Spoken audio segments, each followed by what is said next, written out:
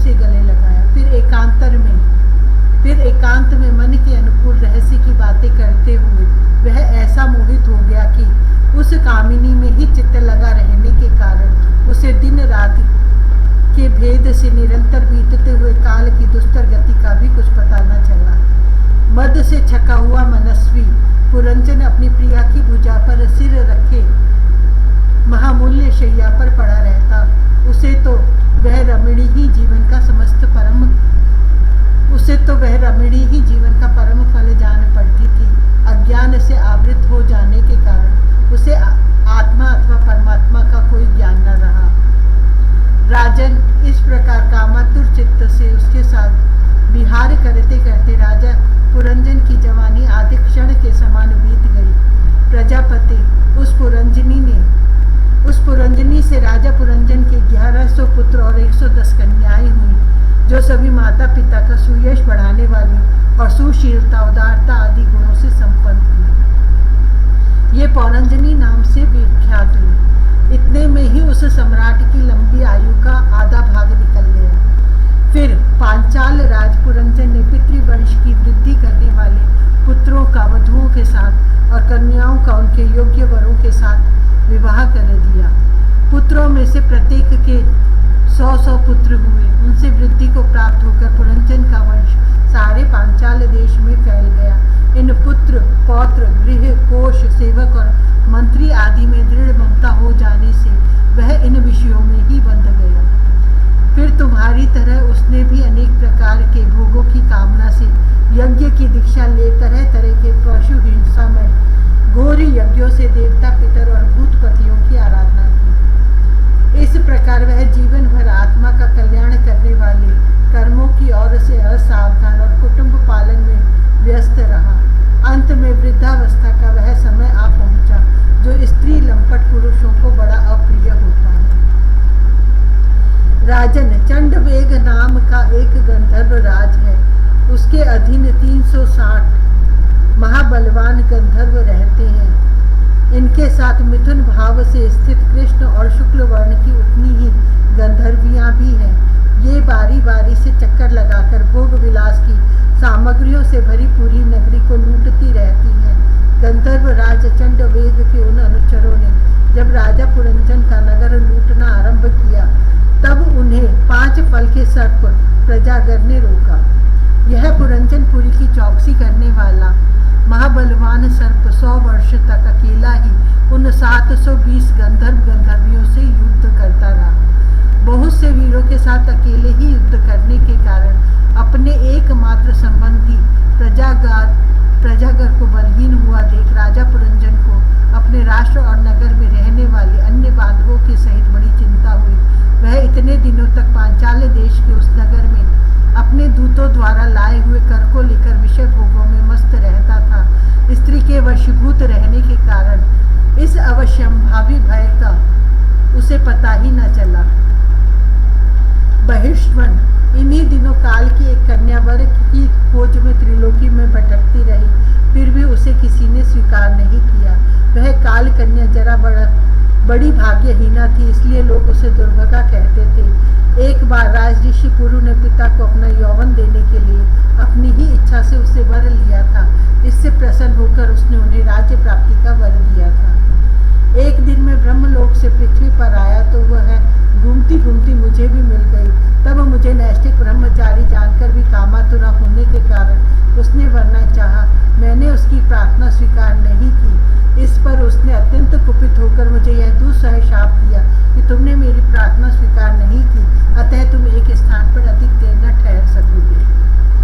तब मेरी ओर से निराश होकर उस कन्या ने मेरी सम्मति से यवन राजभय के पास जाकर उसका पति रूप से वर्ण किया और कहा, वीरवर, आप यवनों में श्रेष्ठ हैं। मैं आपसे प्रेम करती हूँ और पति बनाना चाहती हूँ। आपके प्रति किया हुआ जीवों का संकल्प कभी विफल नहीं होता। जो मनुष्य लोक अथवा शास्त्र की दृष्टि से देने योग्य वस्तु का दान नहीं करता और जो शब्द दृष्टि से अधिकारी होकर भी ऐसा दान नहीं लेता, वे दोनों ही दुराग्रही और मूढ़ हैं, अतएव शोचनीय है। भद्र, इस समय मैं आपकी सेवा में उपस्थित हुई हूँ। आप मुझे स्वीकार करके अनुग्रहित कीजिए।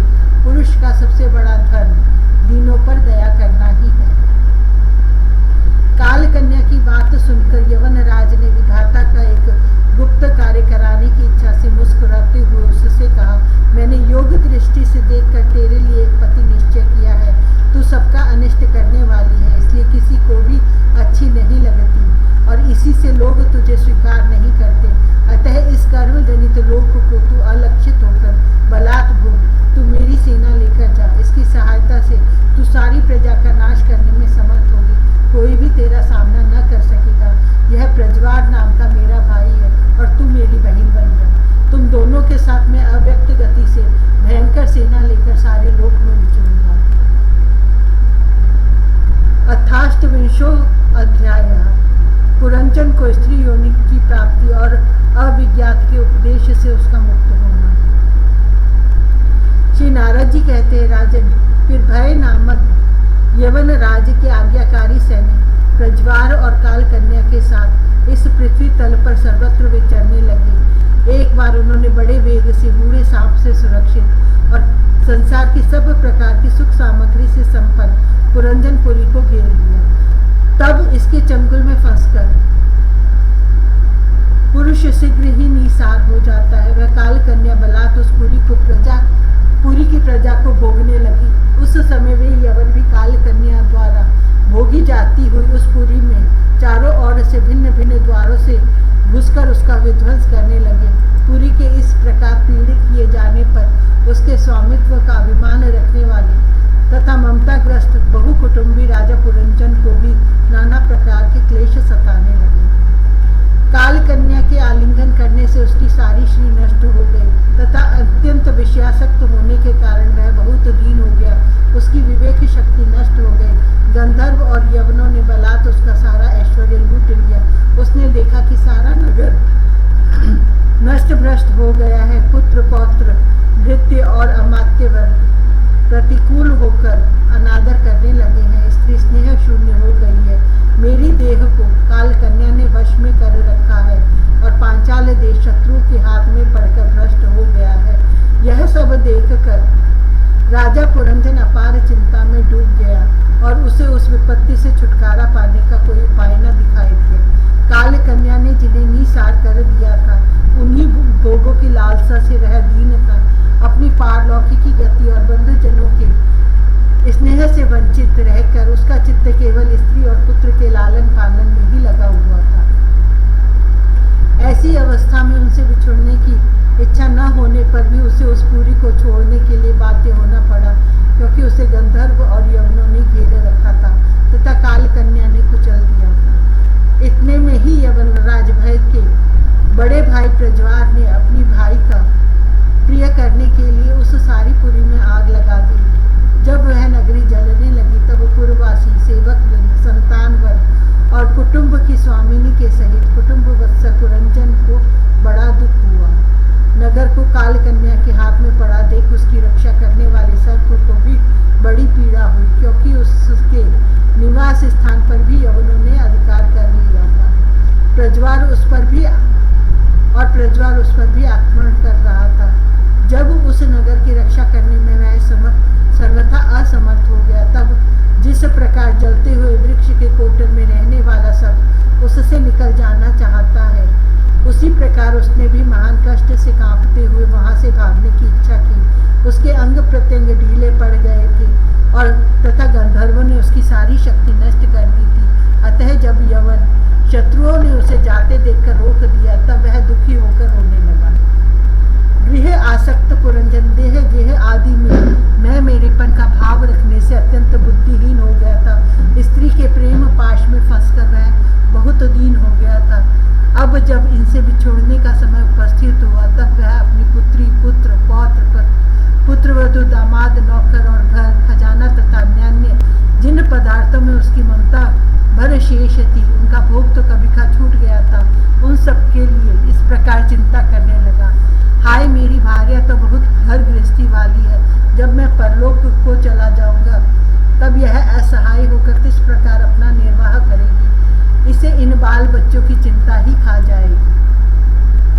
यह मेरे भोजन किए बिना भोजन नहीं करती थी और स्नान किए बिना स्नान नहीं करती थी। सदा मेरी ही सेवा में तत्पर रहती थी। मैं कभी रूठ जाता था तो यह बड़ी भयभीत हो जाती थी और झिड़कने लगता तो डर के मारे चुप रह जाती थी। मुझसे कोई भूल हो जाती तो यह मुझे सचेत कर देती थी। मुझ में इसका इतना अधिक स्नेह है कि यदि मैं कभी परदेश चला जाता था तो यह विरह व्यथा से सूख कर कांटा हो जाती थी। यों तो यह वीर माता है, तो भी मेरे पीछे क्या यह गृहस्थ आश्रम का व्यवहार चला सकेगी। मेरे चले जाने पर एकमात्र मेरे ही सहारे रहने वाले ये पुत्र और पुत्री भी कैसे जीवन धारण करेंगे। ये तो बीच समुद्र में नाव टूट जाने से व्याकुल हुए यात्रियों के समान बिलबलाने लगे। यद्यपि ज्ञान दृष्टि से उसे शोक करना उचित न था, फिर भी अज्ञानवश राजा पुरंजन इस प्रकार दीन बुद्धि से अपने स्त्री पुत्र आदि के लिए शोकाकुल हो रहा था। इसी समय उसे पकड़ने के लिए महाभय नामक यवन राज आ धमका। जब यवन लोग उसे पशु के समान बांधकर अपने स्थान को ले चले, तब उसके अनुचरगण अत्यंत आतुर और शोकातुर होकर उसके साथ हो गए। यवनों द्वारा रोका हुआ सर्प भी उस पुरी को छोड़कर इन सबके साथ ही चल दिया। उसके जाते ही सारा नगर छिन्न भिन्न होकर अपने कारण में लीन हो गया। इस प्रकार महाबली यवन राज के बलपूर्वक खींचने पर भी राजा पुरंजन ने अज्ञानवश अपने हितैषी एवं पुराने मित्र अविज्ञात का स्मरण नहीं किया। उस निर्दय राजा ने जिन यज्ञ पशुओं को की बलि दी थी, वे उसकी दी हुई पीड़ा को याद करके उसे क्रोधपूर्वक कठारों से काटने लगे। वह वर्षों तक विवेकहीन अवस्था में अपार अंधकार में पड़ा निरंतर कष्ट भोगता रहा। स्त्री की आसक्ति से उसकी यह दुर्गति हुई। अंत समय में भी जब पुरंजन को उसी का चिंतन बना हुआ था, इसीलिए दूसरे जन्म में वह नृपश्रेष्ठ विदर्भ राज के यहाँ सुंदरी कन्या होकर उत्पन्न हुआ।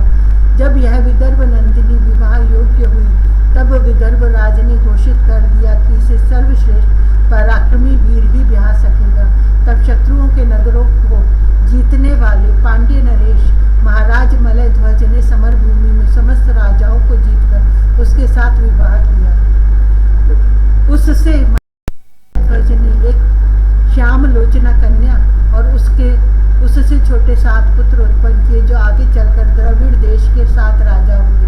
राजन फिर उनमें से प्रत्येक पुत्र के बहुत पुत्र उत्पन्न हुए, जिनके वंशधर इस पृथ्वी को मनवंतर के अंत तक उसके बाद भी भोगेंगे।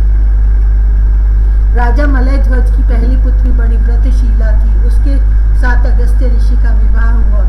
उससे उन्हें दृढ़च्युत नाम का पुत्र हुआ और दृढ़च्युत के एक विवाह हुआ। अंत में राजर्षि मलय ध्वज पृथ्वी को पुत्रों में बांटकर भगवान श्री कृष्ण की आराधना करने की इच्छा से मलय पर्वत पर चले गए। उस समय चंद्रिका जिस प्रकार चंद्रदेव का अनुसरण करती है, उसी प्रकार मत्तलोचना वैदर्भी ने अपने घर, पुत्र और समस्त भोगों को तिलांजलि दे पांड्य नरेश का अनुगमन किया। वहाँ चंद्रवसा, ताम्रपर्णी और वटोदका नाम की 3 नदियाँ थी। उनके पवित्र जल में स्नान करके वे प्रतिदिन अपने शरीर और अंतःकरण को निर्मल करते थे। वहाँ रहकर उन्होंने कंद, बीज, मूल, फल, पुष्प, पत्ते, तृण और जल से ही निर्वाह करते हुए बड़ा कठोर तप किया। इससे धीरे धीरे उनका शरीर बहुत सूख गया। महाराज मलय ध्वज ने सर्वत्र समदृष्टि रखकर शीत, उष्ण, वर्षा, वायु, भूख, प्यास, प्रिय, अप्रिय और सुख दुख आदि सभी द्वंद्वों को जीत लिया। तप और उपासना से वासनाओं को निर्मूल कर तथा यम नियम आदि के द्वारा इंद्रिय, प्राण और मन को वश में करके वे आत्मा में ब्रह्म भावना करने लगे। इस प्रकार 100 दिव्य वर्षों तक स्थाणु के समान निश्चल भाव से एक ही स्थान पर बैठे रहे।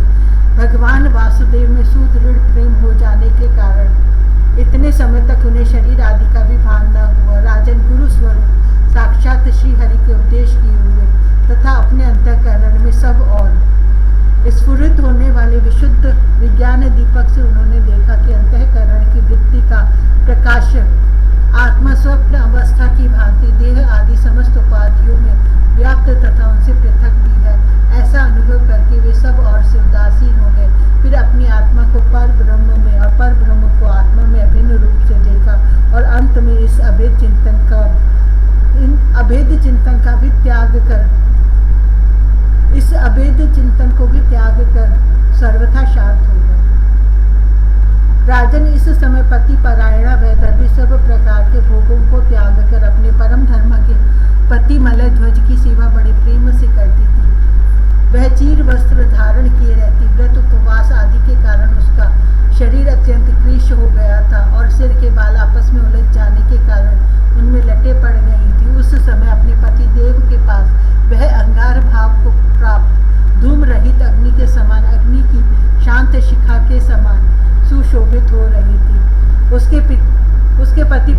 स्वर्गवासी हो चुके थे, किंतु पूर्व स्थिर आसन से विराजमान थे। इस रहस्य को न जानने के कारण वह उनके पास जाकर उनकी पूर्ववत सेवा करने लगी। चरण सेवा करते समय जब उसे अपने पति के चरणों में गर्मी बिल्कुल नहीं मालूम हुई, तब तो वह झुंड से बिछुड़ी हुई मृगी के समान चित्त में अत्यंत व्याकुल हो गई। उस बीहड़ वन में अपने को अकेली और दीन अवस्था में देखकर वह बड़ी शोकाकुल हुई और आंसुओं की धारा से स्तनों को भिगोती हुई बड़े जोर जोर से रोने लगी। वह बोली, राज ऋषि उठिए उठिए, समुद्र से घिरी हुई यह वसुंधरा लुटेरों और अधार्मिक राजाओं से भयभीत हो रही है, आप इसकी रक्षा कीजिए। पति के साथ वन में गई हुई वह अबला इस प्रकार विलाप करती पति के चरणों में गिर गई और रो रो कर आंसू बहाने लगी। लकड़ियों की चिता बनाकर उसने उस पर पति का शव रखा और अग्नि लगाकर विलाप करते करते स्वयं सती होने का निश्चय किया। राजन, इसी समय उसका कोई पुराना मित्र, एक आत्मज्ञानी ब्राह्मण वहां आया। उसने उसे रोती हुई अबला को मधुर वाणी से समझाते हुए कहा। ब्राह्मण ने कहा, तू कौन है, किसकी पुत्री है और जिसके लिए तू शोक कर रही है, वह यह सोया हुआ पुरुष कौन है? क्या तुम मुझे नहीं जानती? मैं वही तेरा मित्र हूँ जिसके साथ तू पहले विचरा करती थी। सखी, क्या तुम्हें अपनी याद आती है? किसी समय मैं तुम्हारा अविज्ञात नाम का सखा था। तुम पृथ्वी के भोग भोगने के लिए निवास स्थान की खोज में मुझे छोड़कर चले गए थे। आर्य, पहले मैं और तुम एक दूसरे के मित्र और मानस निवासी हंस थे। हम दोनों सहस्रों वर्षों तक बिना किसी निवास स्थान के ही रहे थे, किंतु तुम विषय भोगों की इच्छा से मुझे छोड़कर यहाँ पृथ्वी पर चले आए। यहाँ घूमते घूमते तुमने एक स्त्री का रचा हुआ स्थान देखा। उसमें 5 बगीचे, 9 दरवाजे, 1 द्वारपाल, 3 परकोटे, 6 वैश्यकुल और 5 बाजार थे। वह 5 उपादान कारणों से बना हुआ था और उसकी स्वामिनी एक स्त्री थी। महाराज, इंद्रियों के 5 विषय उसके बगीचे थे, 9 इंद्रिय छिद्र द्वार थे, तेज, जल और अन्य 3 परकोटे थे, मन और 5 ज्ञानेन्द्रियां, 6 वैश्य कुल थे, क्रिया शक्ति रूप कर्मेंद्रियां ही बाजार थी, 5 भूत ही उसके कभी क्षीण न होने वाले उपादान कारण थे और बुद्धि शक्ति ही उसकी स्वामिनी थी। यह ऐसा नगर था जिसमें प्रवेश कर पुरुष ज्ञान शून्य हो जाता है, अपने स्वरूप को भूल जाता है। भाई, उस नगर में उसकी स्वामिनी के फंदे में पड़कर उसके साथ विहार करते करते तुम भी अपने स्वरूप को भूल गए हो और उसी के संग से तुम्हारी यह दुर्दशा हुई है। देखो, तुम न तो विदर्भ राज की पुत्री ही हो और न यह वीर मलयध्वज तुम्हारा पति ही, जिसने तुम्हें 9 नगर द्वारों के नगर में बंद किया था, उस पुरंजनी के पति भी तुम नहीं हो। तुम पहले जन्म में अपने को पुरुष समझते थे और अब सती स्त्री मानते हो। यह सब मेरी ही फैलाई हुई माया है। वास्तव में तुम न पुरुष हो न स्त्री, हम दोनों तो हंस हैं। हमारा जो वास्तविक स्वरूप है उसका अनुभव करो। मित्रों, जो मैं ईश्वर हूँ वही तुम जीव हो। तुम मुझसे भिन्न नहीं हो और तुम विचार पूर्वक देखो, मैं भी वही हूँ जो तुम हो। ज्ञानी पुरुष हम दोनों में कभी थोड़ा सा भी अंतर नहीं देखते।